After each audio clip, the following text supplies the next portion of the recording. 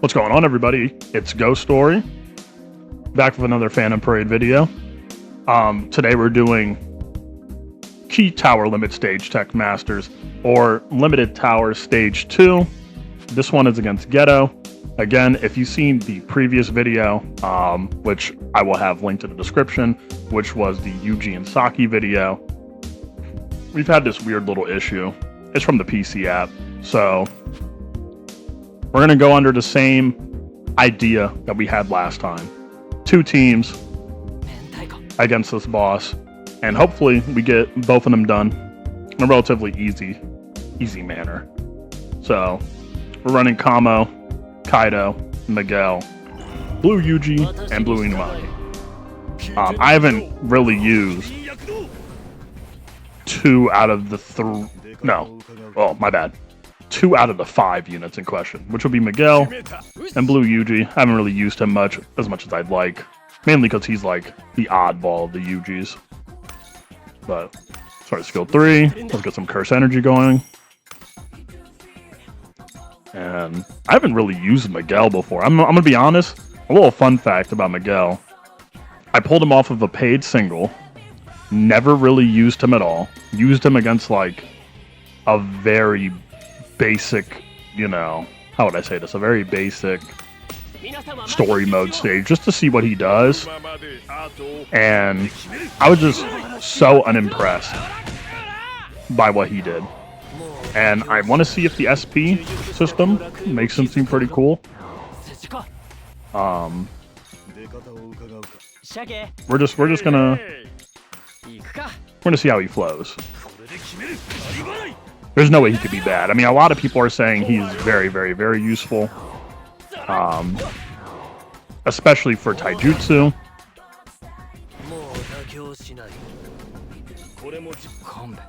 And I'm hoping to see it firsthand. Now, if you've also seen in the last video, Green Yuji was very allergic to black flashing. I have 100% and 1,000% assertion we are not getting a black flash here either.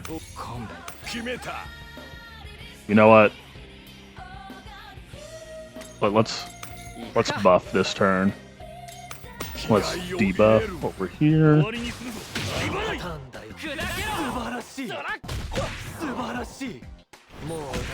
Ooh, Yuji, where's the all gauge? Come on, gotta hit him twice. Let's go. Okay. And then we're gonna hit him with this. And then we're gonna keep going to debuff.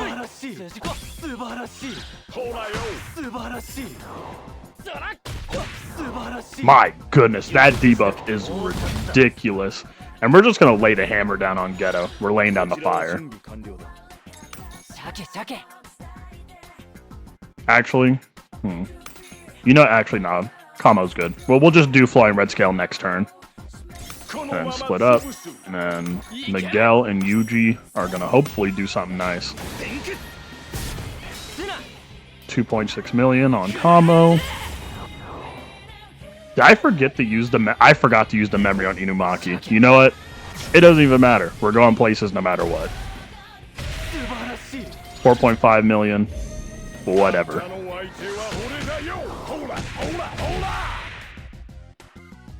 To be honest, I can't even really see what Miguel did right there. Ooh. Pretty nice number out of Blue Yuji right there. 14 million from the two of them. Let's see what that looks like. 8 mil from Yuji, 6.3 mil from Miguel. I like it. Alright, let's just get Kamo right back in the Flame Red Scale. Let's lay it down. Play down the law.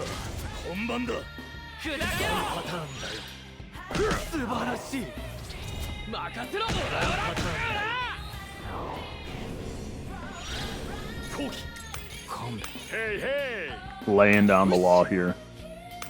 It's funny because we have that crit bonus from our recollection bit, and Yuji has still yet to pop a black flash. I feel like one day I'm just going to have to make a huge compilation video of just every time Yuji has failed me with black flash. We'll be here forever if that was the case, but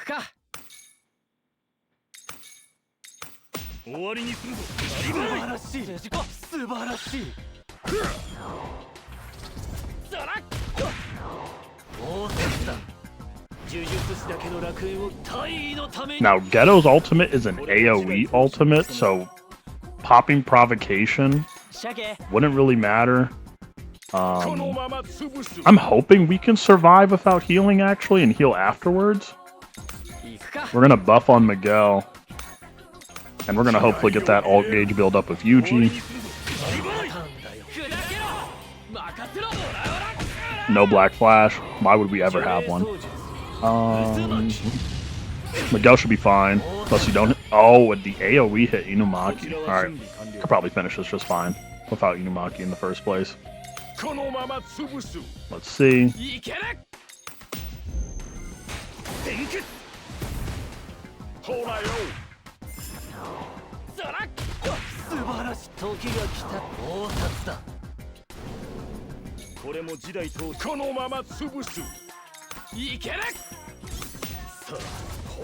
Alright. I am pretty sure we could just finish this up without Blue Inumaki. I was hoping that he would stay alive, but I also wasn't expecting Ghetto to pop 2 AoEs back to back. So we will be lacking in damage for this final part of the fight. 9.6 mil. It's okay. It's alright. And oh, Ghetto misses. Cool.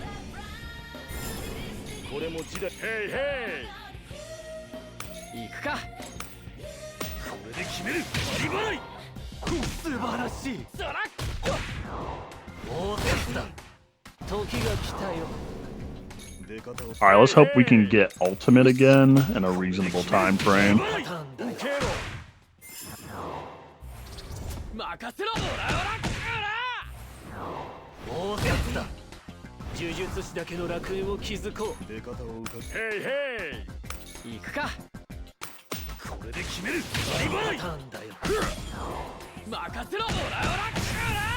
Black Flash? Okay, cool, cool, cool. Now, I feel like I do kind of want to get an ultimate out there. Let's just get an ultimate in.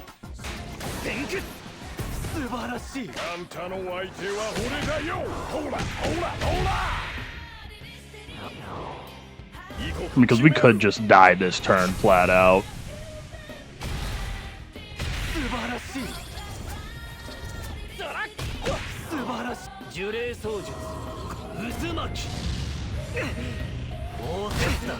Or not. That's perfect for me, actually. Okay.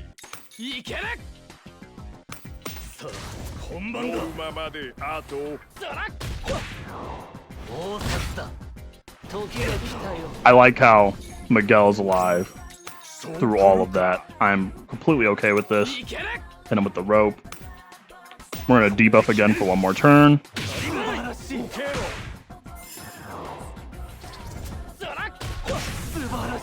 Okay, 1 million. And this turn should be dead. Okay. Alright, let's hopefully finish this off.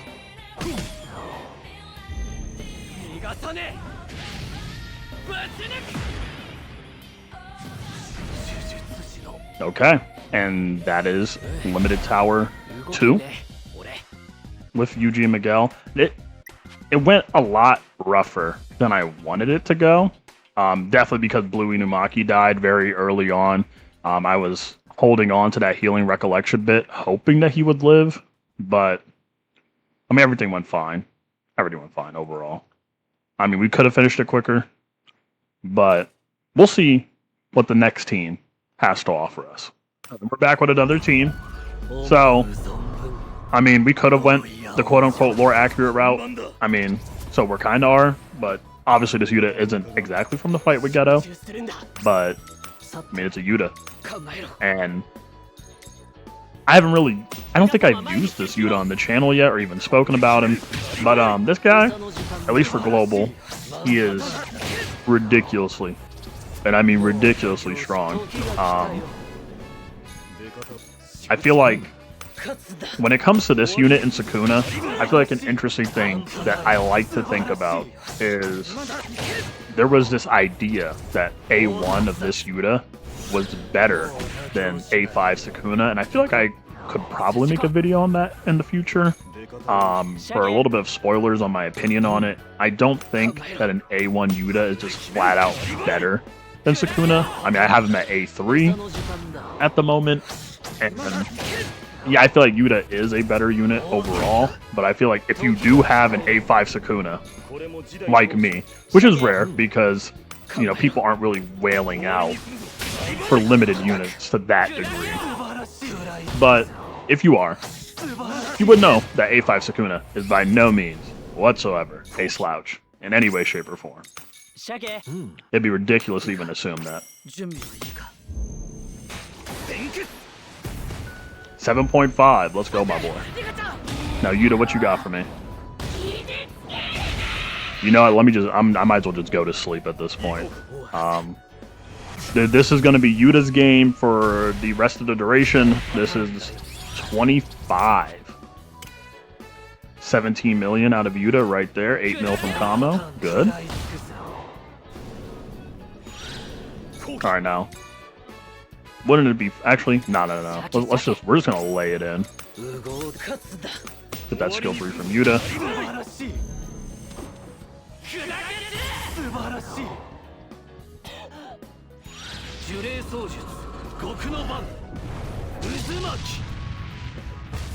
I think this might be the easiest.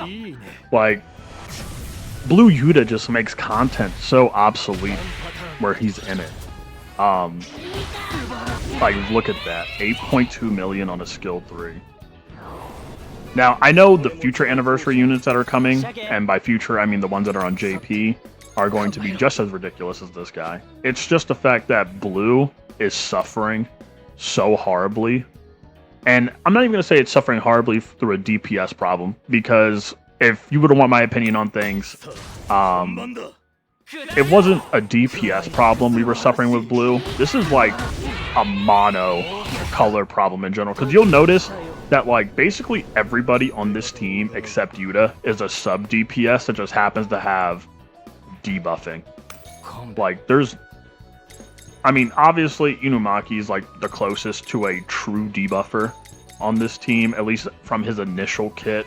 I mean, Geto also had that going for him as well, even though they label him as an attacker. It's just, we have a true DPS with Sukuna. Now we have Yuta, but we don't have a mono buffer. We need a mono buffer. Blue Momo was cool. Very, very long time. In fact, she still is. Very, very cool. I use her to clear floor 81. And yeah, she is a cool unit. And to this day, if I were to make this channel earlier, it would have been Glaze for that unit. But we need like a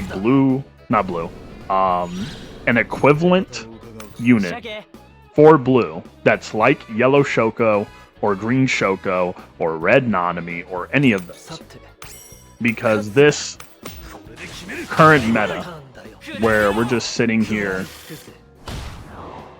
with no real support for Blue, and Yuta just finishes before we even whip out the next ultimate. 9 turns. 41 mil. 17.4 during his initial high damage turn. And actually, that Geto actually had a pretty decent amount of health in comparison to stage 1 with Maharaga.